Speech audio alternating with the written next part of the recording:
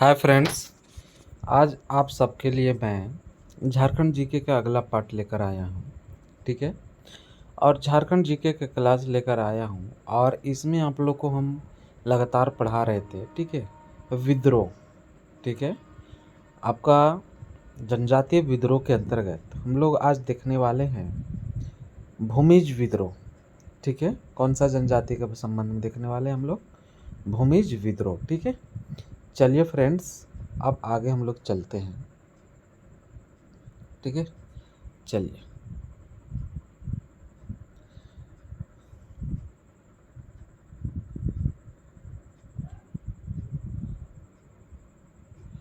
भूमिज विद्रोह या गंगा नारायण का हंगामा भी बोल सकते हैं। ठीक है। 1832 से 33 ईस्वी की बात है। 1832 से 33 ईस्वी में मानभूम में, ठीक है, कहाँ मानभूम में हुए भूमिज आदिवासियों के विद्रोह को भूमिज विद्रोह कहते हैं। ठीक है। क्या कहा जाता है?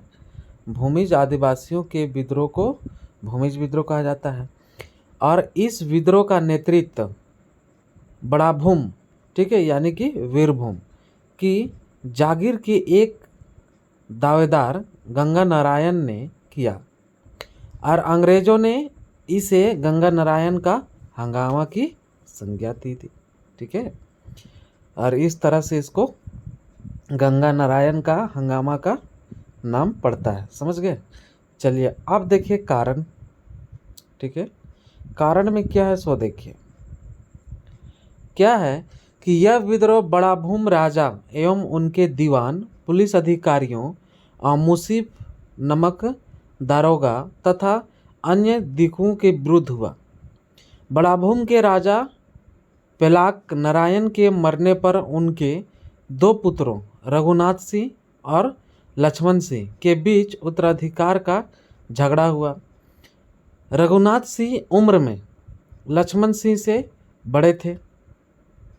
ठीक है। लक्ष्मण सिंह से बड़े थे लेकिन बड़ी रानी के पुत्र न थे। ठीक है। मतलब बड़ी रानी का पुत्र नहीं थे, जबकि लक्ष्मण सिंह उम्र में रघुनाथ सिंह से छोटे थे पर वह बड़ी रानी के पुत्र थे।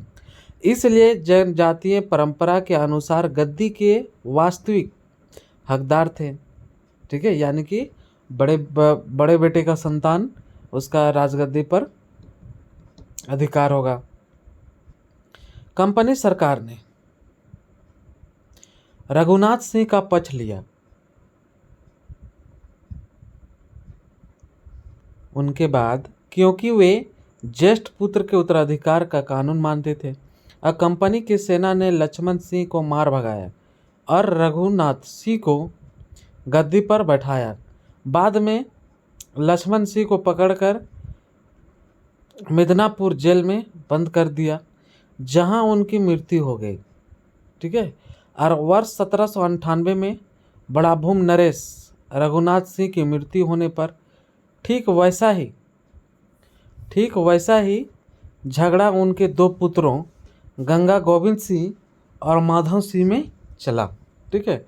और लक्ष्मण सिंह के पुत्र गंगा नारायण ने गंगा गोविंद सिंह का पक्ष का लेता है। ठीक है। और माधव सिंह को अपना दुश्मन बना लेता है। समझ गए? अब देखिए क्या कहता है कि सरदार दीवानी, ठीक है, अदालत ने फैसला गंगा गोविंद सिंह के पक्ष में देता है और इस प्रकार गंगा गोविंद सिंह बड़ा भूम नरेश बना। ठीक है। मतलब आपका बड़ा भूम का राजा बनते हैं। और उधर माधव सिंह ने भी झगड़ा मिटा लिया और बड़ा भूम राज का दीवान बनने में कामयाब हुआ। और दीवान बनते ही माधव सिंह गंगा नारायण से अपनी व्यक्तित्व खुन्नस निकालने लगा। ठीक है। और उसने गंगा नारायण को खोरपोश मतलब गुजारे के रूप में मिली और जहांगीर 5 सरदारी, ठीक है, क्या है, 5 सरदारी को छीन लिया। और उनके बाद है कि दीवान माधव सिंह ने राजा से कहा कि कहकर, ठीक है, माधव सिंह ने राजा से कहकर गंगा नारायण के भरण पोषण के लिए मिलने वाले खर्च को भी बंद करवा देते हैं और इसके अलावा दीवान माधव सिंह ने तरह तरह के गंगा नारायण को परेशान करना शुरू कर दिया। गंगा नारायण ने अपनी जागीर की प्राप्ति के लिए कंपनी सरकार के पास आवेदन पर आवेदन भेजे, लेकिन कोई सुनवाई नहीं होता है। ठीक है, आप बता दें आप लोग को कि स्वभावतः देखा जाए गंगा नारायण माधव सिंह और अंग्रेज़ों का दुश्मन बना बैठा और उससे दीवान माधव सिंह से घृणा थी, क्योंकि माधव सिंह ने उसकी जागीर जब्त कर ली थी और जिस तीस बहाने से परेशान कर रहा था उसे अंग्रेज़ों से भी घृणा थी, क्योंकि उन्हें उत्तराधिकार के नियमों की बार बार उपेक्षा की थी और उसके पिता को जेल में डाल दिया था, जहाँ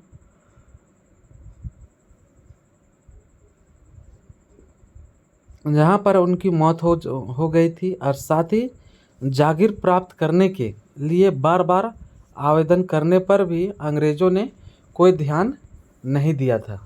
समझ गए? चलिए अब आगे चलते हैं और देखते क्या है कि भूमिज विद्रोह में और क्या हुआ। तो देखिए कि अब गंगा नारायण की बात आता है। ठीक है, बदला लेने की तैयारी में जुट गया और सबसे पहले उसने आसपास के राज परिवारों से वैवाहिक संबंध स्थापित किए। ठीक है, और उसने खुद 2 शादियाँ की और अपनी 4 बेटियों की शादी विभिन्न राज परिवारों में की। और इसके बाद उसने भूमिज आदिवासी सरदारों के निकट का संपर्क स्थापित किया और दीवान माधव सिंह अपनी कारगुजारियों से भूमिज सरदारों में बहुत लोकप्रिय हो गया था।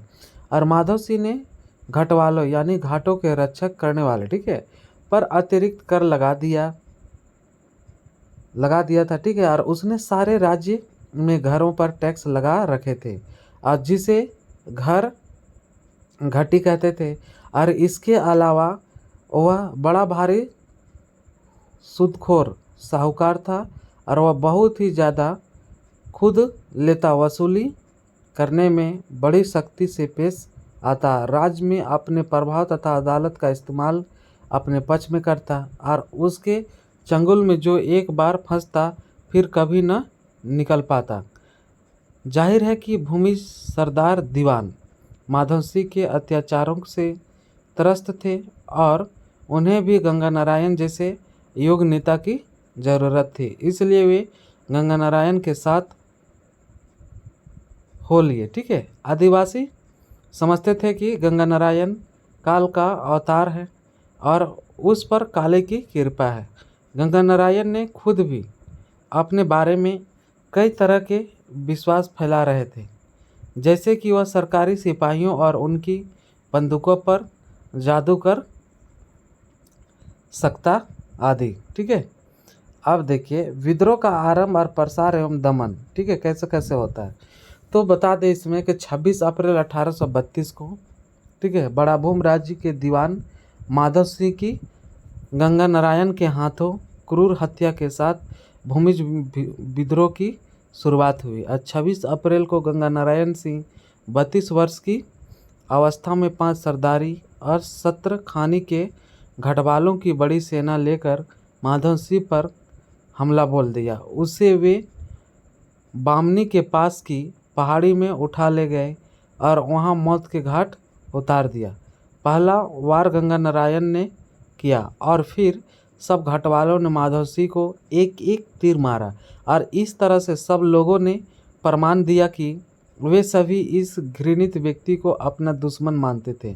और इसके बाद घाटवालों की बड़ी सेना लेकर वे सारे राज्य पर कब्जा करने और कर वसूलने निकल पड़े और उसके सहयोगियों में प्रमुख थे गर्दी सरदार सूरा नायक, बुल्ली महतो, जादूर भूमिज आदि।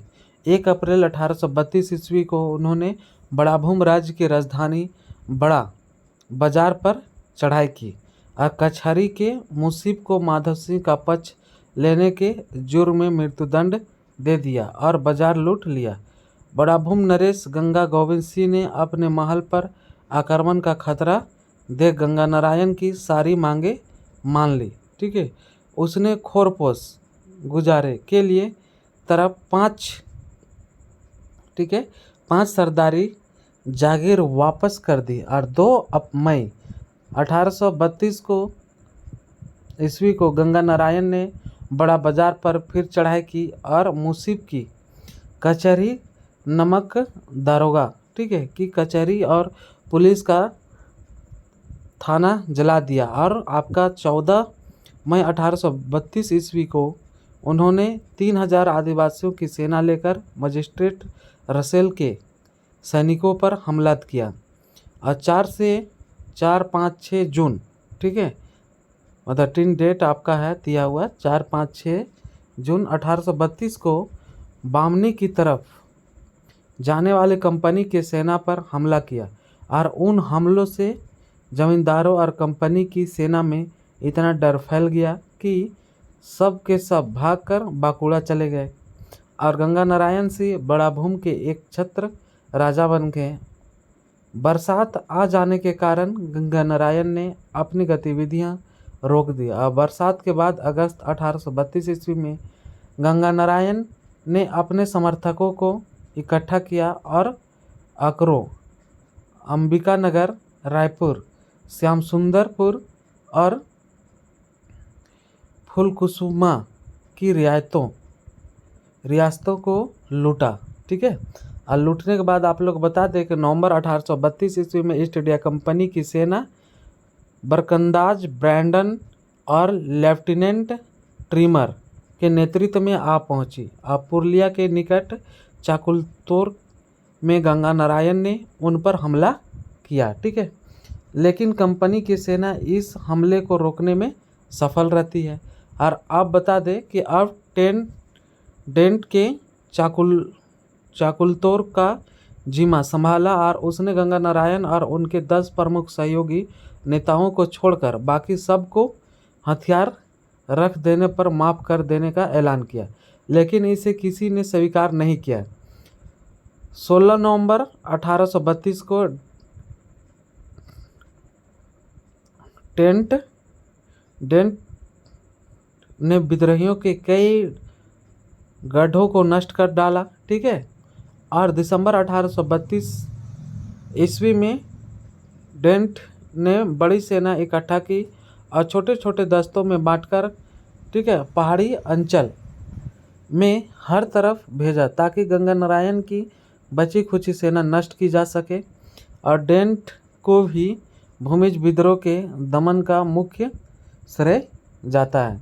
इसी बीच गंगा नारायण अपने अनुयायियों के साथ सिंहभूम चले गए और उन्होंने लड़ाका का कोलों यानी कि ठीक है, को अपने साथ मिलाने की कोशिश की और कोल उसका साथ देने को तैयार थे, बशर्ते वे कोलों के दुश्मन खरसवां के ठाकुर चेतन सिंह पर चढ़ाई करें।